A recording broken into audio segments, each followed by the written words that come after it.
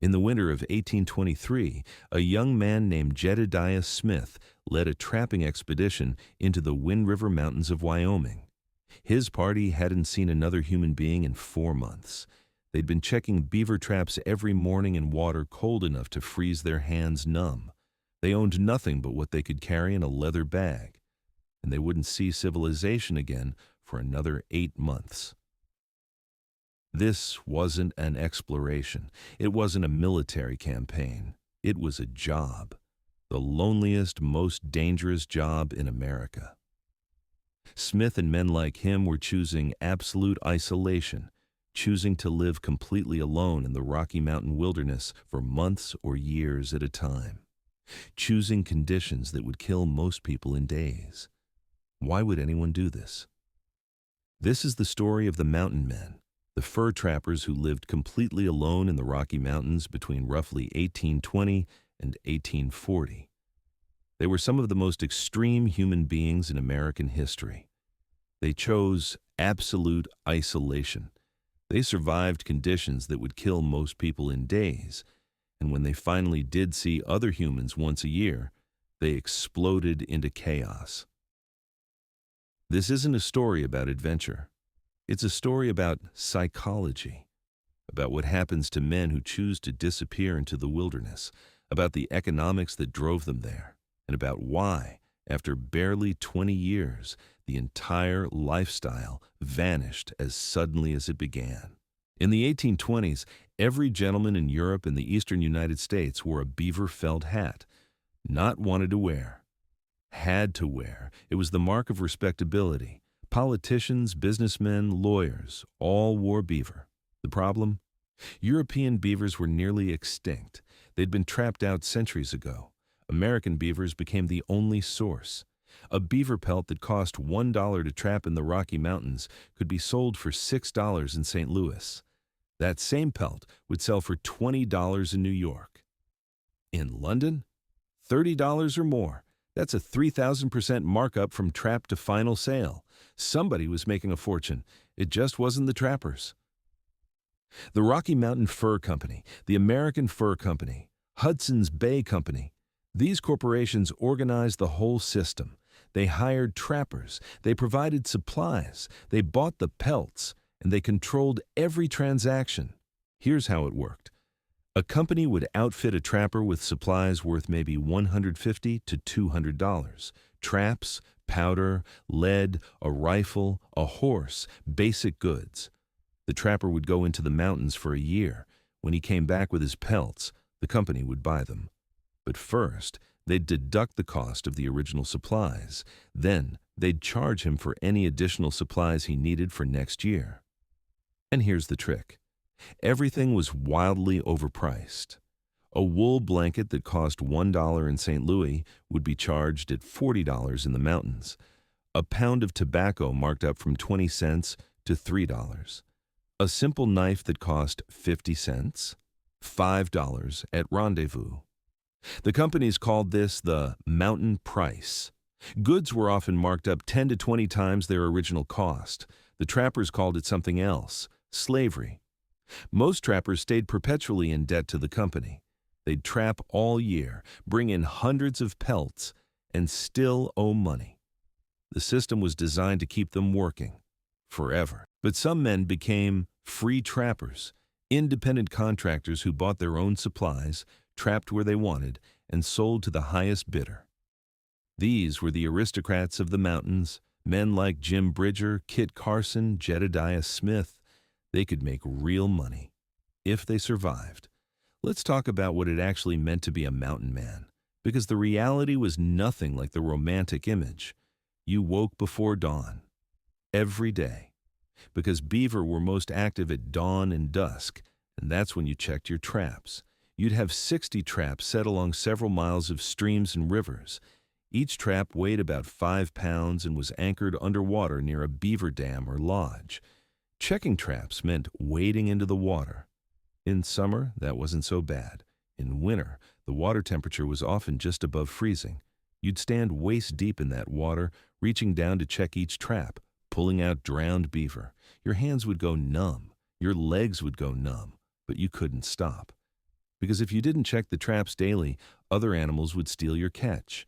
After checking traps, you'd spend hours skinning beaver and stretching the pelts on willow frames to dry. Each pelt had to be processed carefully or it would rot. In humid weather, pelts could spoil in days. You'd lose your entire profit. Then came the rest of your day. Finding food, maintaining your camp, moving to new trapping grounds when you'd trapped out an area, repairing equipment, watching for danger. What did you eat? Beaver tail was considered a delicacy, fatty and rich.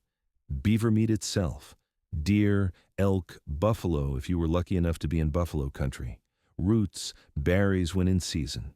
Sometimes, especially in winter, you ate nothing. Mountain men regularly went days without food. There are accounts of trappers boiling their own moccasins to extract any nutrition from the leather, eating their pack animals when game was scarce. One account describes trappers eating strips of raw hide soaked in water until they were soft enough to chew. And the clothes? This is where it gets really interesting. Mountain men wore buckskin, deer or elk hide because it was durable and available. But here's what nobody tells you. They almost never wash their buckskins. Can't. Water ruins the leather. So those clothes absorbed months or years of grease, blood, smoke, dirt, and sweat. The buckskins would turn black, become stiff. One account describes a mountain man's shirt as being so thick with grease it could turn a knife. Another says the clothes could stand in the corner by themselves. Why not wash them? Partly practical. Good leather was hard to replace, but also strategic. Grease made the leather more waterproof, and perhaps most importantly, soap had a smell. Grizzly bears could smell soap from miles away. In the mountains, smelling like a human could get you killed. Everything a mountain man owned fit into one leather bag called a possibles bag. The name came from the phrase, everything possible a man might need. Inside, fire-starting kit, tobacco, maybe a Bible, lead balls for the rifle, cloth patches for loading, and all for leather repair, maybe a small mirror for signaling. That was it. No extra clothes, no tent, no bedding beyond a single blanket and maybe a buffalo robe. You slept on the ground, next to a fire if you dared risk one, wrapped in a blanket in all weather. The mortality rate among mountain men was staggering. The work was so brutal and dangerous that most men only worked the mountains for a few years before death or moving on. Many who went into the Rockies never came out. Grizzly bears were the nightmare that haunted every trapper's sleep. These weren't modern grizzlies accustomed to humans. These were massive apex predators that had never learned to fear rifles. A grizzly could weigh 800 pounds and run 30 miles per hour. The rifles of the 1820s, muzzle-loading flintlocks, fired one shot. If you missed, you died. Jim Bridger, one of the most famous mountain men, carried Blackfoot arrows in his back for 3 years because no one could safely remove them. Hugh Glass, the basis for the movie The Revenant, was mauled by a grizzly, left for dead by his companions, and crawled 200 miles to the nearest fort. It took him 6 weeks. He survived on berries, roots, and one buffalo calf he found that wolves had killed. Then there were the Blackfoot. Of all the Native American tribes, the Blackfoot were the most hostile to white trappers, and with good reason. The trappers were invading their territory, destroying their resources, and often killing their people. The Blackfoot responded with raids, ambushes, and open warfare. Scalping went both ways. Let's be clear about that. Trappers scalped Native Americans scalped trappers. Some mountain men kept tally marks carved into their rifles for the number of Indians they had killed. Some wore scalps on their belts. It was brutal, mutual violence driven by competition for resources and simple survival.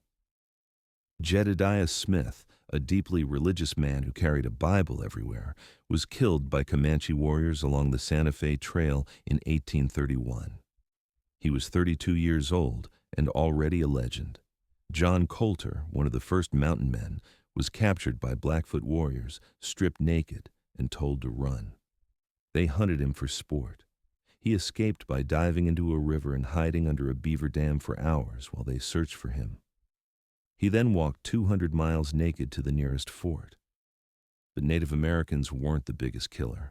Disease was. Smallpox, cholera, dysentery, infected wounds that turned gangrenous. A simple cut could kill you if it got infected.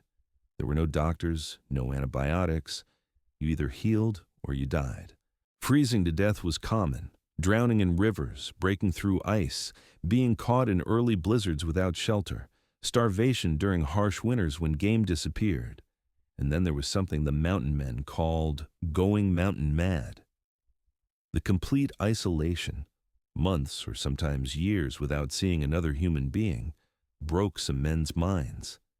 They'd start talking to themselves, seeing things that weren't there. Some would become paranoid, convinced that invisible enemies were following them. Some would simply walk away from their camps and disappear into the wilderness, never to be seen again. The trappers understood this. They knew the silence could kill you just as surely as a bear. That's one reason they looked forward to rendezvous with such desperate intensity. Once a year, usually in July, the fur companies would hold a gathering called rendezvous. It was part trade fair, part supply depot, part drunken carnival. The location changed each year, but it was always in a mountain valley with good grass for horses and water for camps. Pierre's Hole in Idaho, Cache Valley in Utah, the Green River in Wyoming. Word would spread through the mountains. Rendezvous at Green River, July 1st. For men who'd been alone for 8, 10, 12 months, rendezvous was the only human contact they'd have all year. And they approached it like men released from prison. Trappers would arrive with a year's worth of pelts, sometimes 200 pounds or more per man. They'd trade these pelts to the company buyers for credit. Then they'd immediately spend that credit. On what? Alcohol primarily. Whiskey was the currency of rendezvous. Traders would bring barrels of pure grain alcohol, dilute it with river water, add tobacco for color and pepper for bite, and sell it as whiskey at outrageous prices. A single pint might cost $5, equivalent to $150 today. A gallon could cost $40. Men who'd been sober for a year would drink for days straight. Accounts describe trappers who'd spent months alone suddenly exploding into violent drunkenness.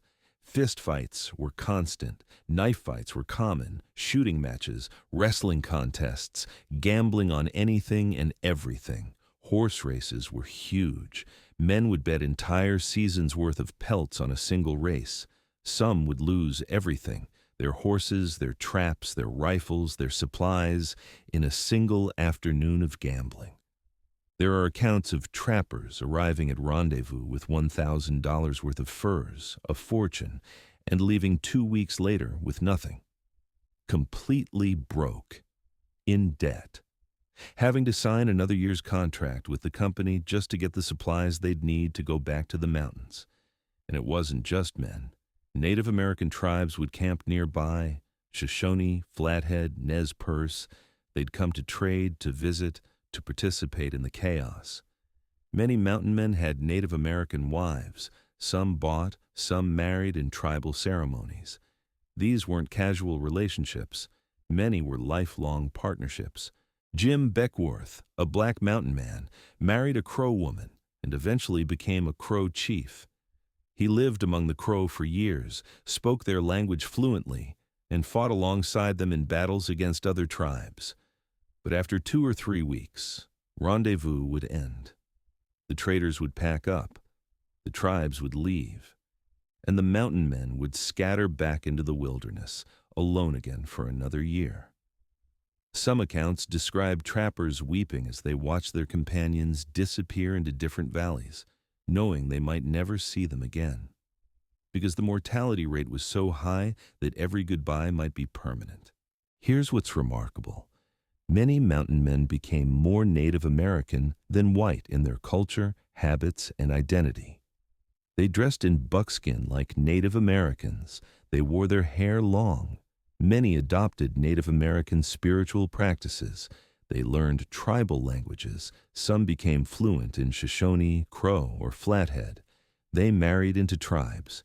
They lived in the same environment, faced the same dangers, ate the same food.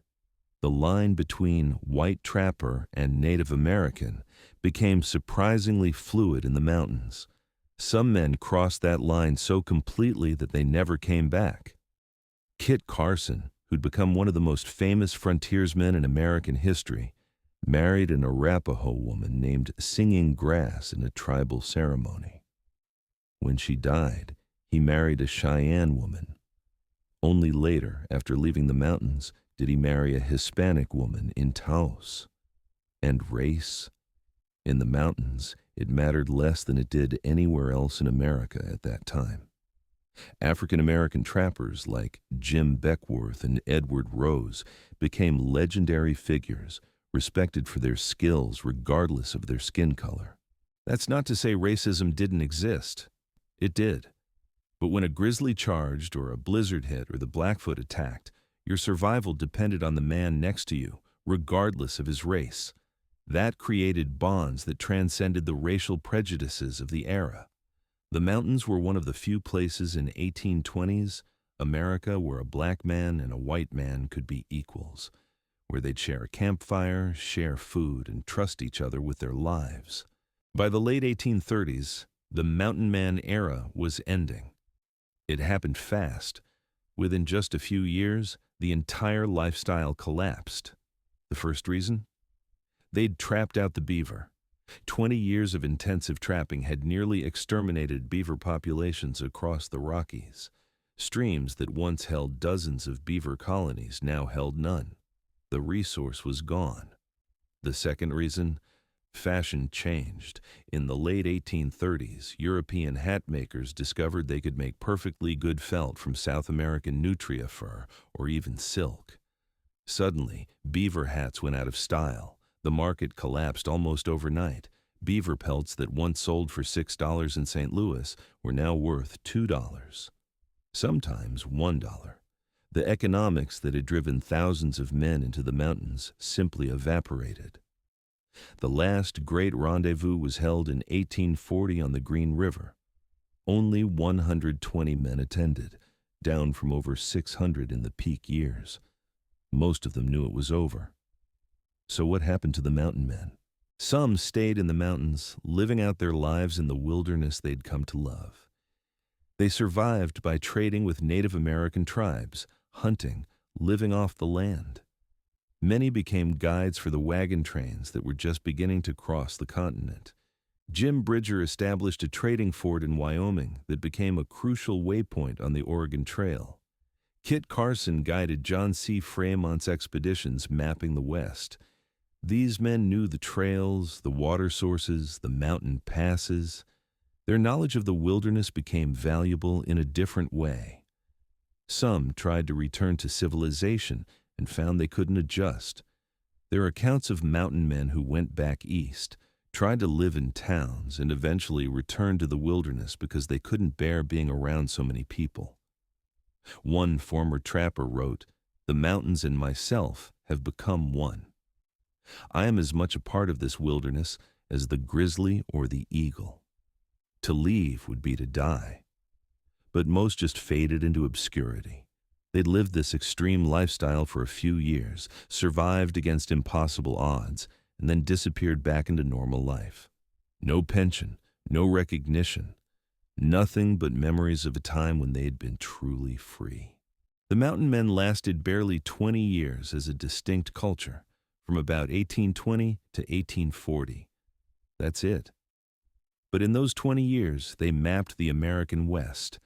Every major trail through the Rockies, South Pass, the route of the Oregon Trail, the path to California, was first blazed by mountain men. Lewis and Clark opened the door. The mountain men walked through it and charted everything inside. They also helped destroy the Native American way of life, though most didn't realize it at the time. The beaver trade disrupted native economies. The diseases trappers carried devastated native populations. The routes they mapped became the highways for settlers who displaced native tribes forever. The mountain men weren't heroes. They weren't villains. They were complicated men living in a complicated time, driven by economics, adventure, and something harder to define, a desire to be alone. Because that's ultimately what's most fascinating about them. These were men who chose absolute isolation in an era when most people never spent a single day alone. They chose danger when they could have chosen safety. They chose poverty when some could have found easier work.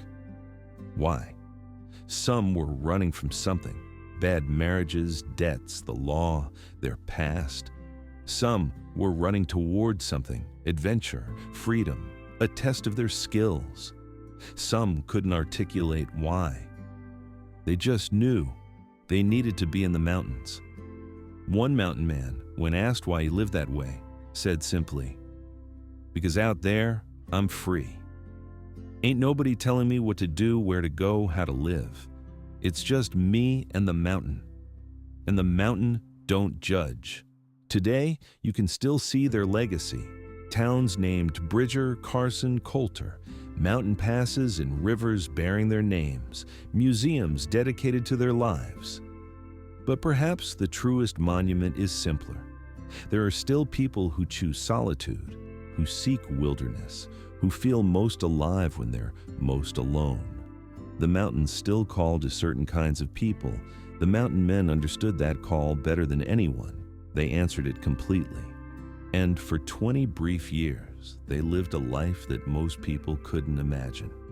Picture it one more time. February dawn. Waist deep in freezing water, alone for months, no one within 500 miles, checking traps in the silent wilderness. Most people would call that hell. The mountain men called it home.